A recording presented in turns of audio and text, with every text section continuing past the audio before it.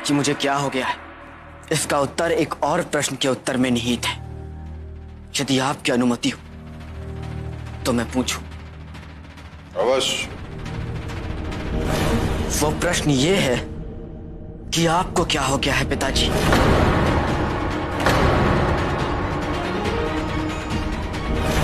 क्या हो गया है उस विश्वास को जो मेरे लिए अटल था? ध्रुपद की मृत्यु के पश्चात जब मेरे समक्ष कोई प्रमाण, कोई साक्ष्य नहीं था, सब मेरे विरुद्ध थे, तो भी आपने मुझे अपनी निर्दोषता प्रमाणित करने का अवसर दिया। उन सम्राट बिंदुसार को क्या हो गया है? तक्षशिला जाने से पूर्व मैंने जो भी किया, भले ही लाक्षागृह का षड्यंत्र था, मीर खुरासान का अपराध, या यह सिद्ध करना कि आचार्य चाणक्य की मृत्यु नहीं, हत्या की गई थी, आपने प्रत्येक बार मुझ पर विश्वास किया, प्रत्येक बार। फिर तक्षशिला से लौटने के उपरांत ऐसा क्या हो गया? बताइए पिताजी, ऐसा क्या हो गया जो आप मेरे प्रत्येक कर्म पर संदेह करने लगे? बताइए पिताजी, कहां चला गया वो विश्वास जो आप मुझ पे किया करते थे? ऐसा क्या कर दिया है मैंने पिताजी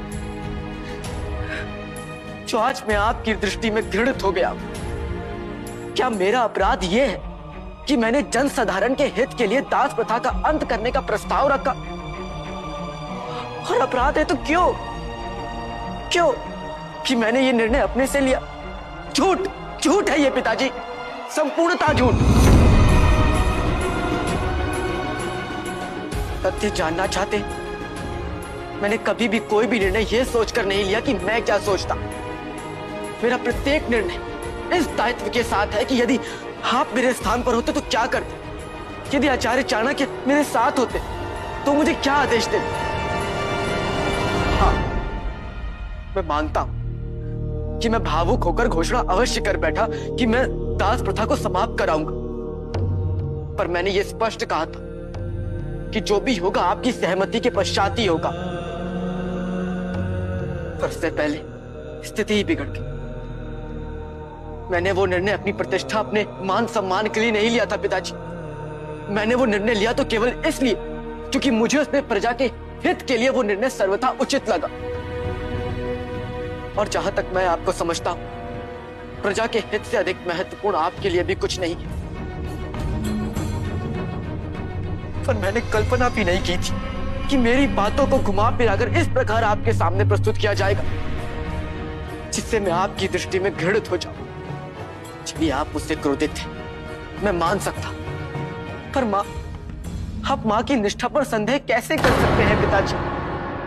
क्या आपको ज्ञात भी है, जब आप अस्वस्थ थे तब मैं और मां 20 दिनों तक अपलक आपकी सेवा करते रहे।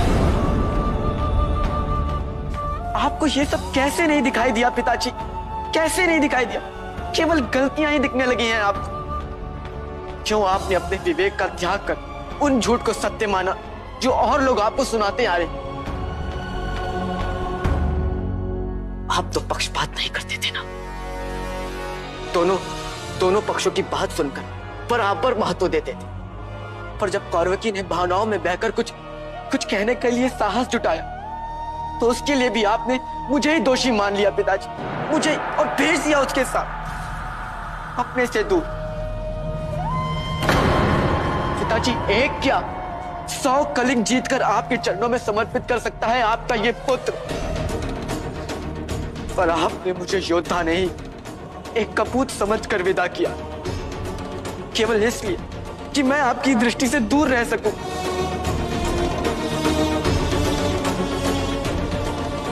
पर फिर भी मैंने वही किया जो मुझसे अपेक्षित था।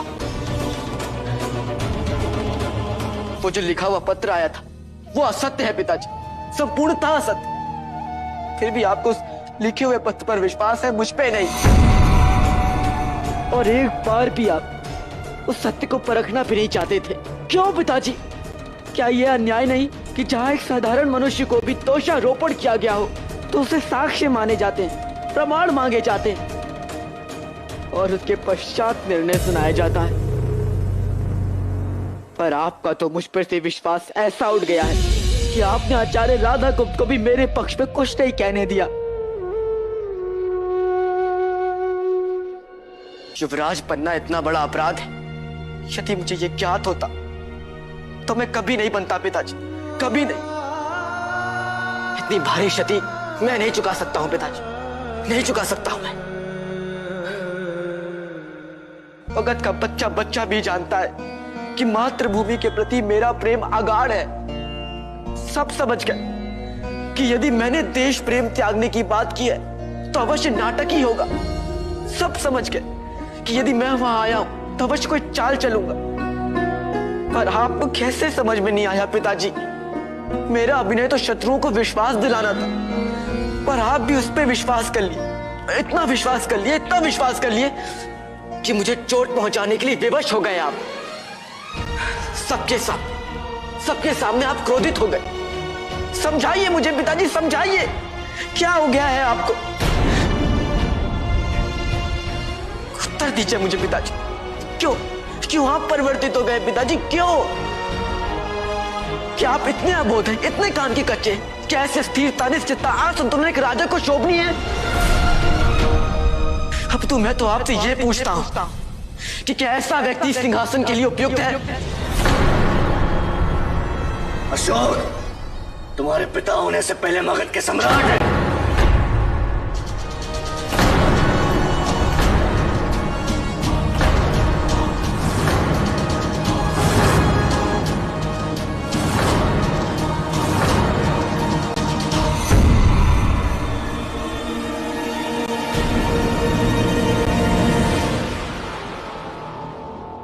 समझाइए मुझे पिताजी, समझाइए, कारण समझाइए मुझे।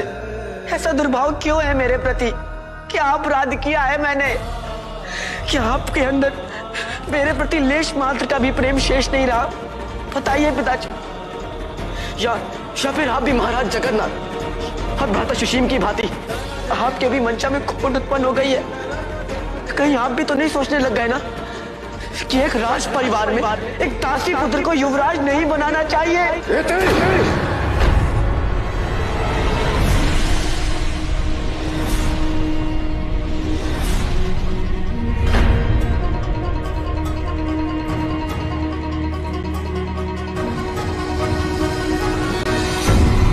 मैं मानता हूं कि मैं तुमसे क्रोधित था, किंतु अब जो मैं निर्णय ले रहा हूं उससे मेरे क्रोध से कोई संबंध नहीं। अब मैंने सोचा ही कि मैं तुम पर एक उपकार कर दूं, भगत पर एक उपकार करूंगा, तुम्हें युवराज के पद से हटाकर।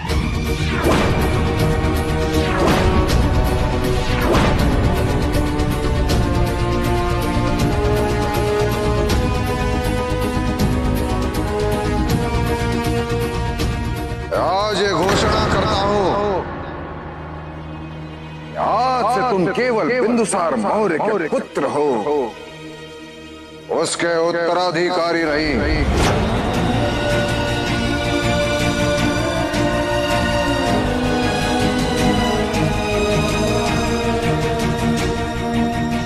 यही नहीं, आज से मैं इस युवराज की स्पर्धा का ही अंत करता हूं।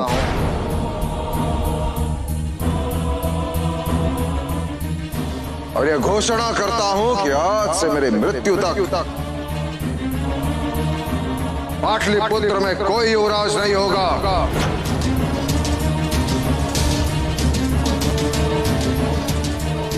और तुम अब ये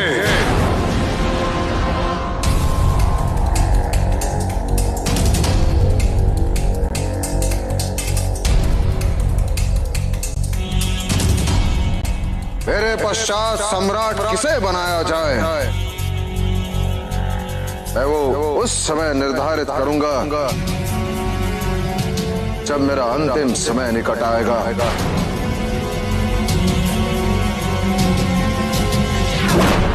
तब तक राज्य के सभी निर्णय मैं लूंगा। दुर्भाग्यपूर्ण है क्योंकि मेरे पास कोई विकल्प शेष नहीं।